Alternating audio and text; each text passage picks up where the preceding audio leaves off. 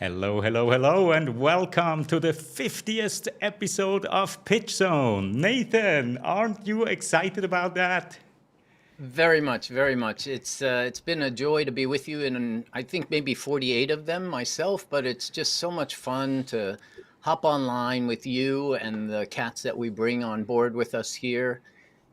I love doing it, and it's amazing how much time has passed, but yet it doesn't feel like 50. It feels more like maybe we're on the 12th one, but it just keeps adding up. So congratulations to you for hosting all of these sessions. I mean, you're the wizard behind the curtain making all of this happen. What most people don't know is that this is a one-man band that's putting on this show, and there's no crew behind him. So applause to you, Claudio, and thank you for having me as your guest and your Oh, host, co-host. I wouldn't want anybody else to be on that journey, Nathan. And, I remember when we talked about what can we do with the old program? How can we get it into a better format? And that was just a little over a year ago. And I put together a couple of scenes and said, hey, let's just try it. And here we are, 1 year later, 50th episode. And of course, I couldn't be happier to have the guest that we have today, because PitchZone is all about pitching. It's all about succeeding as a founder, as an entrepreneur. And when I think of founders and entrepreneurs that succeed, well, there is one name that comes to my mind very, very, very much at the top. A serial entrepreneur, he has raised more than $140 million with his companies, 2 successful exits. We could go on and on and on, but rather than that, let's bring in the man of the hour, Håvard Lillebo. Håvard. Hello. Hello, hello, hello. So we'll get to you in just a moment, Howard, but you bring with you your own little fan club. So we have a couple of viewers here. I think we're going to probably maybe break a record today on simultaneous live viewers during the show. So let's quickly say hello to everybody who's joining us here. We have Kirk Bogle. Kirk has been a presenter at one of the pitch zones before, so it's always great to see people that came through here coming back and supporting us. We have Emilie. Hello, Emilie. Emilie, looking forward to hear Håvard speak, and thank you very much for your congratulations on that 50th episode here. We have Chris, right in time for this one. Chris, it's a real pleasure having you here. And thank you for this one, everyone. Make sure you subscribe and click the bell for this channel, and even click on the like button. And just in case, we have our little doggy to remind us of that as well. We have Rick Pollack from Boston, Massachusetts. Thank you, Rick. You were instrumental in making this happen. Ira, you've been pitching in our show, the precursor to PitchZone. Ira, a real pleasure to see you here from the Philippines. I know it's getting late over there. We have Anthony from San Francisco. Thank you very much, Anthony. And NNSM3. Real pleasure to see you here as well. And like pretty much every week, we have Marco Vezzale. When he joins us from Facebook, it's Marco. When he joins us from YouTube, he's Massimo. I love people that are flexible with their names. All right. So with that out of the way, I also want to very briefly mention that please stay on today, because it is the 50th episode. And because of that, we are going to give away copies of our books, Nathan's book and my book, somewhere during the show. So please just stay along and engage in the comments. Ask questions. Håvard is one of the most interesting and most insightful entrepreneurs that I have come across. And don't miss that opportunity to engage with him directly. Now, Håvard, you are an exemplary entrepreneur. And I think it's been put into your crib somehow. So let's go back in your life. Let's start all the way at, square one. How did you grow up? Good one. How did I grow up? Well, I grew up in an entrepreneurial family, so I was kind of indoctrinated with this mindset from early on. Try, and if you don't make it, try again.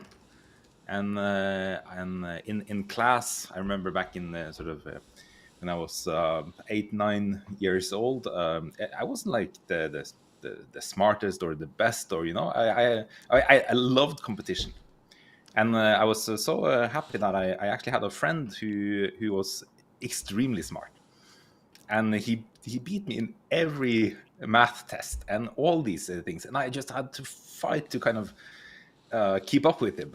So I kind of had this competitive situation, or we were able to create these competitive situations from actually very early on. And if I kind of look through the growing up, I see I had multiple of these type of people that that were usually better than myself, but I wanted to be with them. I wanted to learn. I wanted to be challenged, and I tried to kind of make it as good as they did. And this kind of got me. Well, it got me in a good place, and I kind of also realized that you don't have to be the smartest actually to do very well. But if you can work with really good people, that is actually it's a lot of fun. And now in the later years, I kind of developed this talent to spot sort of the genius of people, and kind of ensure and make them come into their zone of genius. And so it actually goes really long back. I'm 43 years old now, and this it kind of started when I was maybe 8, 9, 10 years old. So it's kind of this is what I want to do. This is I love doing it for a long time. I've been in all the battles, all the ups and downs, and this is not like only success. I tell you, there's a lot of really hard fights, really hard trials, and some black moments where it's life just seems so tough. So it's not like it's a rosy ride, this, but I love it. Håvard, when I first met you over a decade ago in Norway, north of Norway, Narvik, if I'm not mistaken, you crossed me as being non-Norwegian, un-Norwegian. I don't mean to say that you're not Norwegian, but in typical Scandinavian culture, you are you don't fit the norm. And many of our listeners might not know the term janteloven or jantelogen, depending on Swedish or Norwegian, which is not to be better, not to brag, not to have more than your neighbor, and all of that great stuff, so that you all, yeah.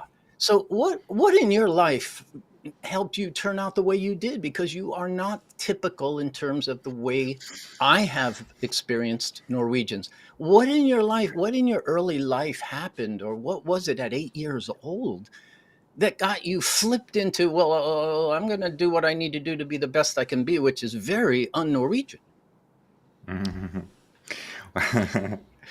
Well, it comes back to sort of the family situation. My dad was an entrepreneur. He had his own IT company. He was hugely successful. Everyone in the town knew who he was. He was in the front of the newspapers multiple times. So I was kind of a standout in the sense that people knew my father, and I was associated with that.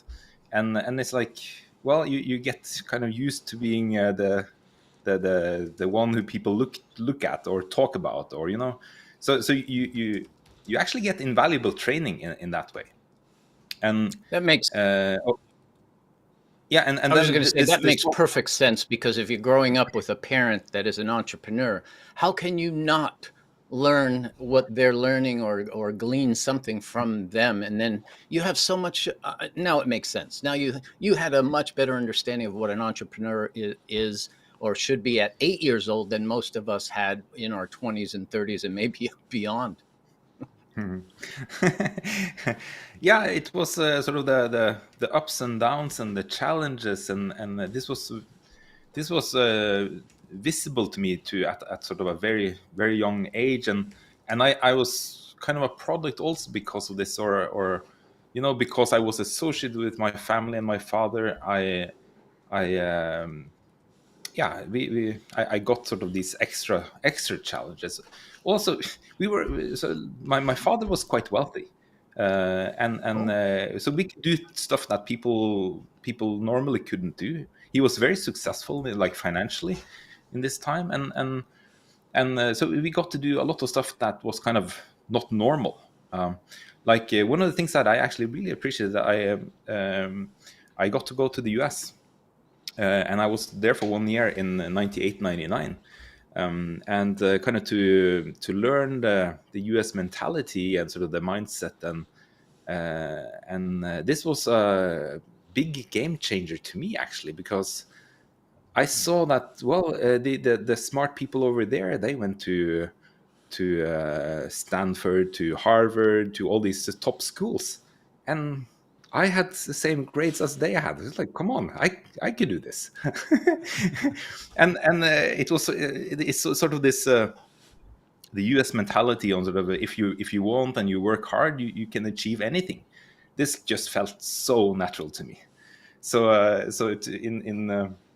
in many ways, I identify much more with the US mindset than sort of the Norwegian mindset in many ways. So to your very point, Nathan. Yeah. And that this, comes through. Sorry, yeah, Howard. and there's a little delay, so I'm not trying to be rude, Claudio, but yeah, sorry. All right. So it really comes through that you had that US influence somewhere early on, because while I'm from Switzerland, and while the Swiss are not as let's say dry as the Scandinavian countries, or as relaxed, or pick whatever word you want to put there, you know what I'm saying, right? The Swiss are also pretty shy, and they do not like showmanship, and when I came to the US, very similar. I had the very similar experiences, and even to the point where I thought, in my home country, people, they don't want you necessarily to succeed. And in the States, everybody wants everybody to succeed. It's just such a wonderful environment. Really cool. So let's very quickly go to a question here that Marco asked online, because I think it ties nicely into what we've been saying up to now. After 2 exits, you don't have to do it for the money anymore. So it's really the entrepreneur's passion that drives you. And it's easy when you win. It's harder when you lose. What's your advice for never giving up? Yeah, this, as I said, there's a lot of ups and downs. And I think sort of the philosophy and mindset I've had with me from when I was very young is that you make your own luck. You may experience, if you dare to try, you risk to learn something, and it's not sort of a failure. Even if you don't succeed at first, it's not failure, because you learned maybe that your assumptions were wrong, or you learned that there are some things you didn't understand how this could do. But after you make these sort of failures, then you come out of the process actually understanding more of it, so you're better equipped for the next time. And if you kind of keep this wheel spinning, you actually learn very fast how to kind of to do it. So I think it's I had many sort of very difficult moments, but looking back to them now, I actually think they are gifts in disguise. You learn as much or even maybe more from your failures, or I don't like to call them failures. Actually, it's only failure if you don't learn from them. That's my sort of philosophy. And so you can get setbacks, but these setbacks can actually be invaluable. And what is important to do is to sort of have the time and capacity to actually reflect. Why did this happen? How could I have done it differently?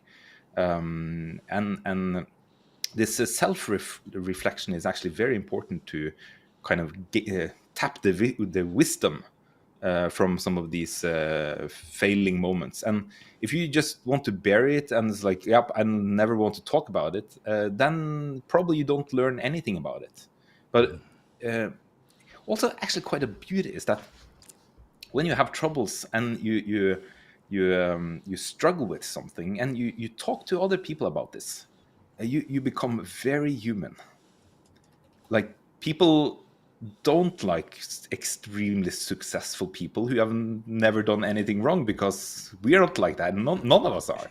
But if you sort of talk about your hardship, you relate to other people in a much better way. So the failures can actually be the things you need to embrace instead of sort of shying away from it. And I think if you have this growth mindset, then you understand that, well, this is just how you develop as a person. Then okay, let's get to the next one and the next one and the next one. And sort of to Massimo's point on sort of 2 exits, yeah, I made 2 good exits, and in the last 6 years I could basically do whatever I wanted, and now I can have a lot of fun because I can do exactly what I want. And I can kind of get rid of everything else and kind of focus on where my uniqueness is, where my zone of genius is, and that is aligned with my values and things that I actually really enjoy doing. So focusing more on sort of finding these areas where you're in the zone, or you really enjoy yourself. For me, this has been very important, and that means saying yes to certain things and definitely no to a lot of other things. Indeed. And you are working on so many interesting things. I mean, so far we've just pointed out your successful exits, we've pointed out your fundraising in the past, but we've been working throughout the year together as a team here, Nathan, you and I, helping you with your messaging, pitches, and so on. So we'll get to what you're working on right now and what the driving force behind that is in just a moment. I do want to remind everybody right now that we do have a drawing coming up later on for the books. One is Nathan Gold's Harness Your Speaking Anxiety, and the other one is my little The Founder's Guide to Presenting. Now, if you want to get this book, if you want a chance of winning those 2 books, they are coming as a set, then simply write yes in the comments, and I will pick all of the names that I will see that have a yes next to it and put them into our little wheel of fortune. So please, if you do want to win a book or a chance of winning a book, put your name, or not put your name, but put yes next to your name in the comments, and we'll get to that. So, Håvard, you are working on some really groundbreaking technologies. Not just one. You are all over the place, but not all over the place here and now, but there and in the future. You are bringing groundbreaking technologies to the world. Tell us a little bit about your latest projects and what drives you with such a passion to pursue these kind of projects. So, well, the passion comes from seeing and brilliant people at play, and sort of discovering that they are uniquely brilliant in some way or another. And I have multiple of these brilliant people in my different startups. And then it's kind of also setting them on the right course, so that you have a startup, or you want to solve a certain problem, and making sure that this is actually a really worthy problem to be solving. And that combination, sort of a brilliant people and a brilliant team on the right path with the right fundament, there's a lot of magic in those or in that sort of combination. So let's take this company where we have with this professor that I met some 2-3 years ago, and he was 79 years old. And what intrigued me with this person is that most people, when they're 79 years old, they care about grandkids, or they are pensionists, or they don't do further research. They don't work anymore because you're sort of at the last quarter of life, and you typically enjoy stuff. But not Leif, not at all. He's a publishing machine, and he's published more than 260 articles.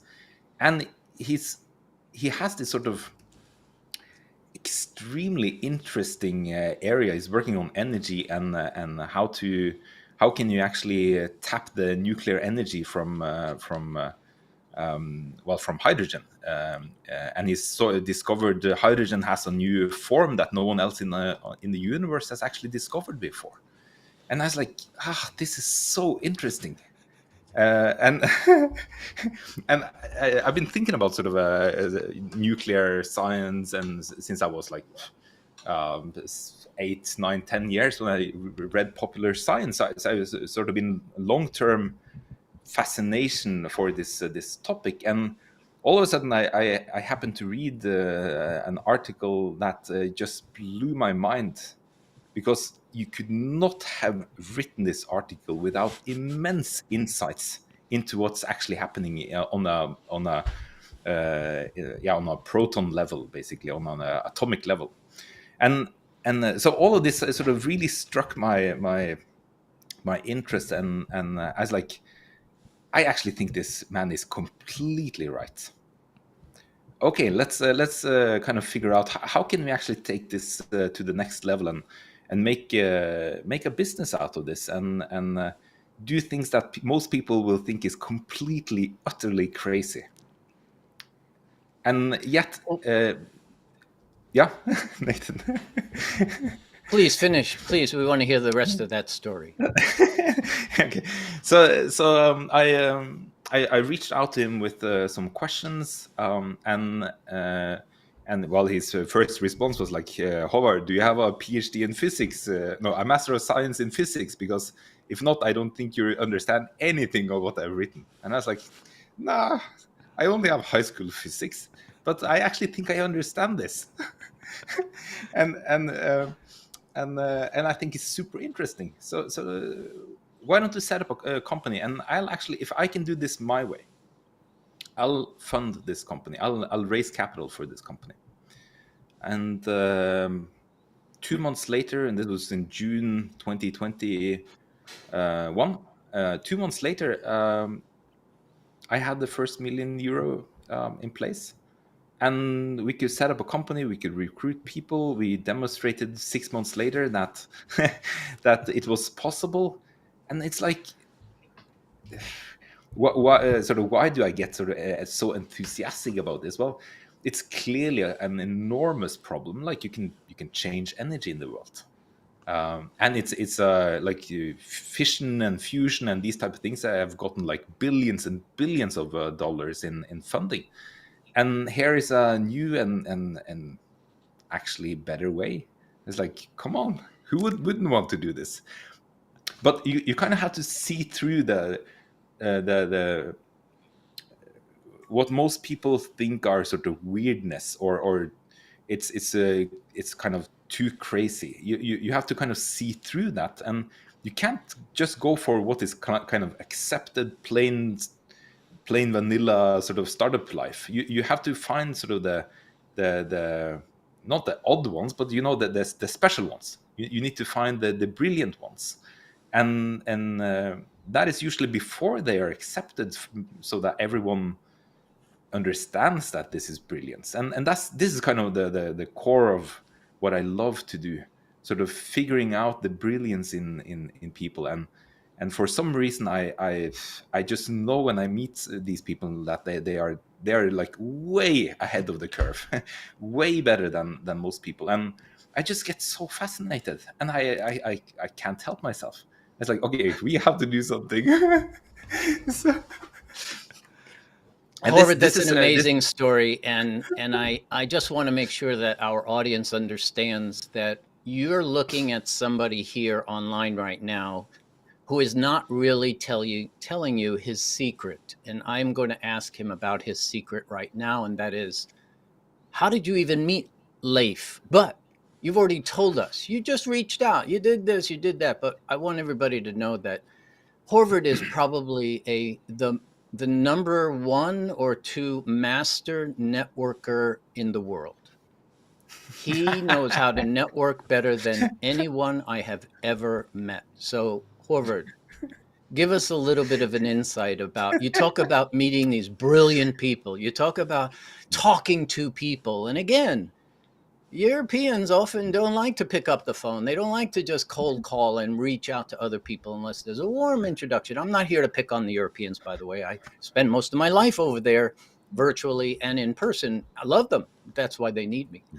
They need to be able to. Anyway, back to you. Talk about networking, because, there's a book out by Porter Gale called Your Network is Your Net Worth. Tell us, what's your magic? Why do you network? How do you find these brilliant people? I'm going to shut up now.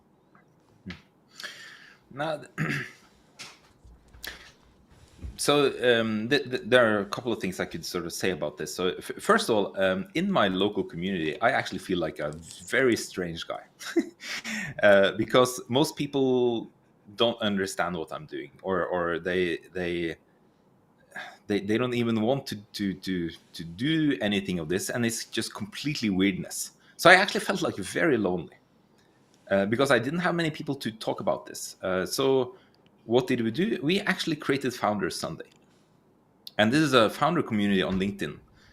Me and Emilia, who's I think is even here now, yeah, and we created this to get like-minded people to link up and join up, so you actually could talk to people who want to change the world, who have this passion, who maybe also feel a little lonely in their different places. And this is kind of what now has grown to more like 2,000, I think, or close to 2,000 people.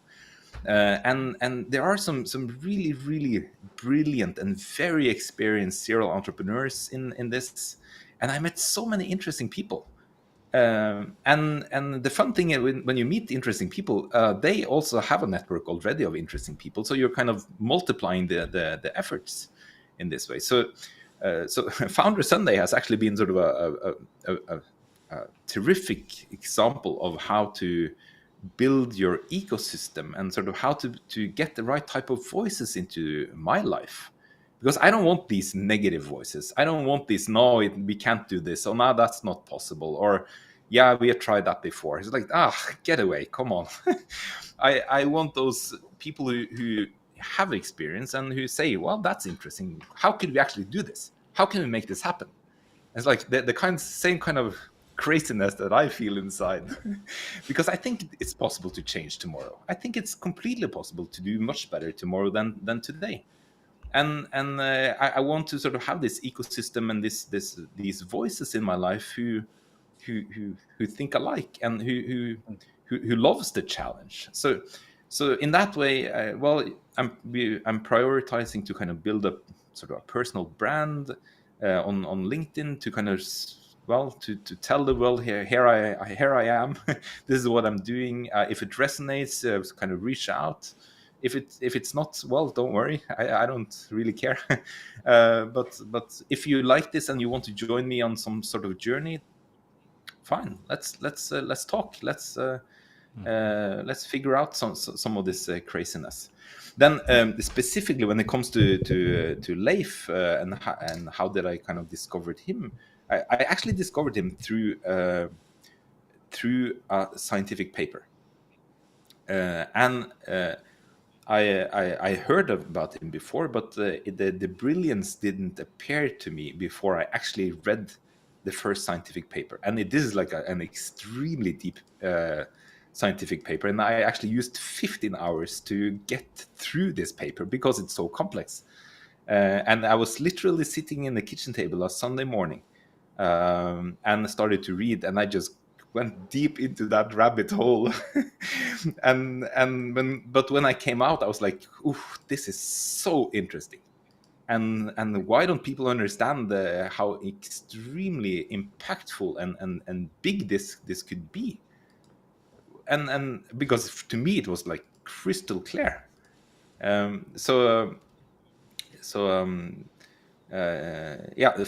Finding some of these people through their work or what they've done before, or sort of seeing that they've been on some crazy journeys. These are kind of typical things that kind of stick out, or there are signs of this brilliance. Very cool, very cool. I'm not sure if you're seeing this comment here by Startup ROI Accelerator Kelly. Abso-freaking-lutely love Founder Sunday, and your desire to not only network but help others to network shines so through that entire group. It's a real pleasure. And for those that are not familiar with Founder Sunday is an initiative that has a weekly LinkedIn thread, and also every Friday a Founders Coffee. And if you can make it to one of these sessions, you will thank me later. This is absolutely great spent time, no wasted minute in any of the speakers I've heard so far. So if you can make it to it, go to LinkedIn and simply look for Founders Sunday and join Håvard and Emily and many other great people that make this all happen. Now we are getting closer and closer to drawing those books. I have a lot of names in there. If you haven't typed yes into the comment yet and you want to get your hands on these books, do so now, while we are quickly looking at one other question. Because before, Håvard, you mentioned how you are or that you are sometimes the oddball or the different one, right? And these are some terms to basically just say, hey, I'm unique, right? And so Ahmed wants to know, where do you see your uniqueness, your individual uniqueness? What is it, maybe, your biggest strength? What makes you that unique Håvard Lillebo that we all know and love? I've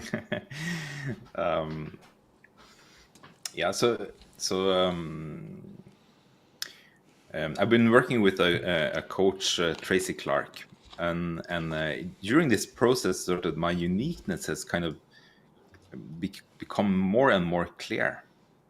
And once you understand your uniqueness, you can actually start to tap into this. And for me, it's being a talent magnet. So other talented people, for some reason, they find what I'm doing pretty crazy and cool, and they want to work with me, or they want to do some craziness. And I'm kind of, I know how to fund startups. I know how to structure. I know how to not waste a heck of a lot of time when you when you start up. So I think it's a sort of the combination of knowing how to qualify what I say is a sort of worthy problem. How can you actually qualify this extremely quickly? Because I don't want to waste my like hours and weeks and months and years on working on something that is not worthy. So for me, figuring out these worthy problems is kind of essential to all of these startups that I'm doing. Like if you're solving a really worthy problem, and this is sort of seen from the sustainability point of view, it's seen from the business point of view, it's seen from sort of a personal point of view. Does it actually make sense? Like would I invest like years of my life into this if when you have basically a million choices? And if I get like really convinced and really passionate about the things, then I know that I can transfer that enthusiasm to others who also want to join on the journey. We can get it funded. We can get investors, and investors is always very important for startups. So I love this sort of early phase.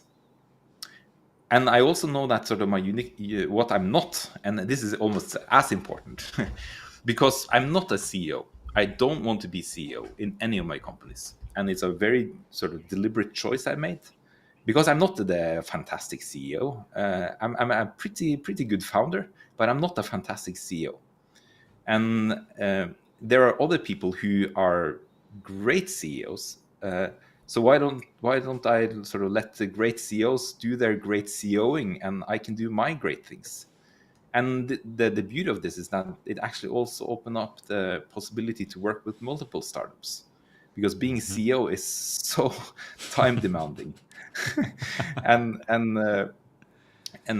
so this is kind of the beauty for me, to have multiple startups. I can use my insights and experience. I can guide the different teams. I can challenge. I can have a lot of fun. But it's not like I have to work 90-hour weeks anymore.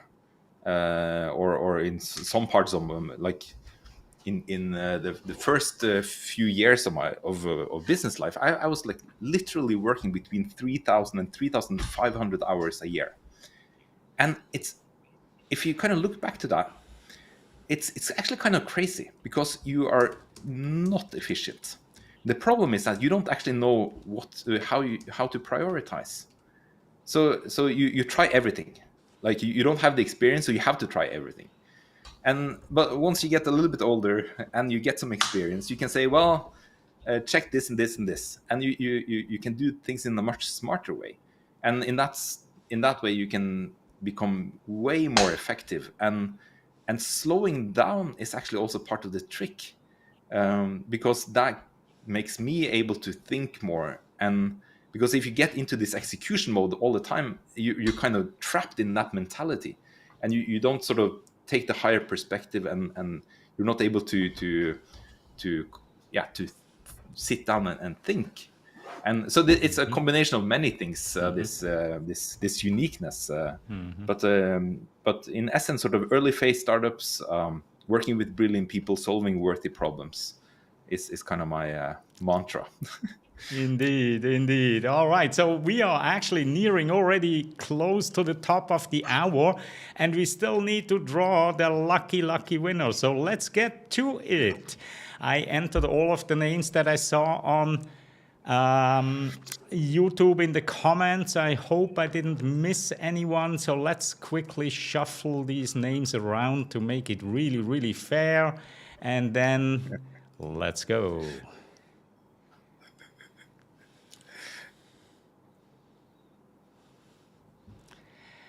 Oh, and he is the lucky one, Daniel Schwartz. Daniel, get in touch with me, please. You know where to find me. Send me your details, and I'll get both copies of the books over to you, Dan. Congratulations. Really, really well done. Well done.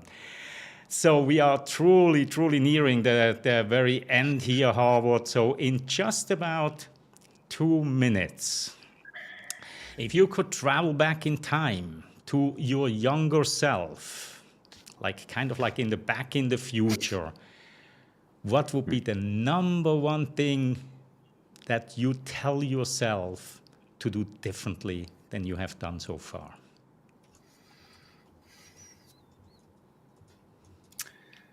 The number one thing.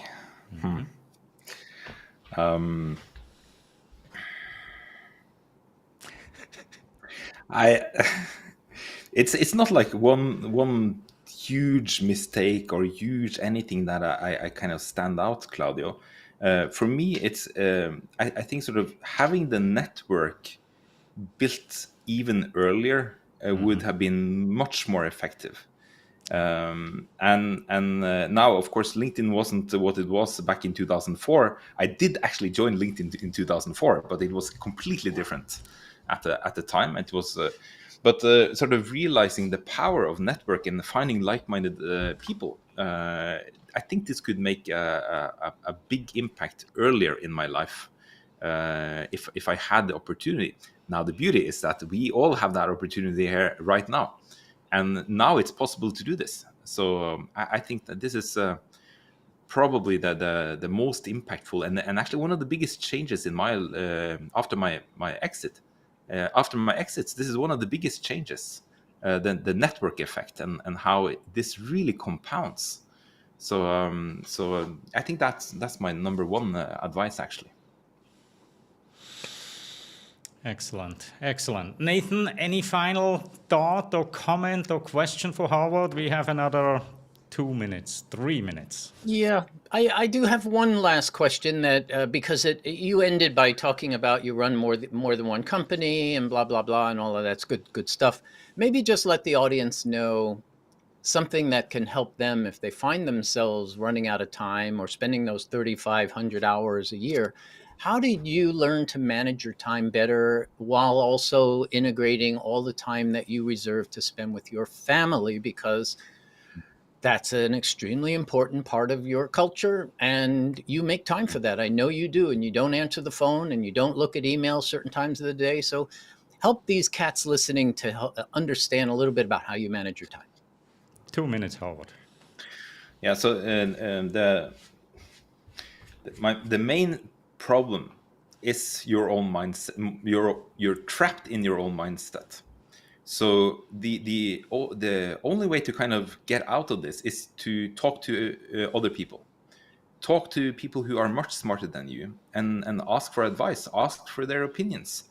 And this is how you can qualify sort of the main assumptions. And I made this mistake many times, especially in early startup life, that you think that this is true, and this core assumption. Once you meet customers, or partners later, and you find out, oops, that wasn't entirely true, and then that core assumption, when it falls, you kind of have to rebuild and redo everything.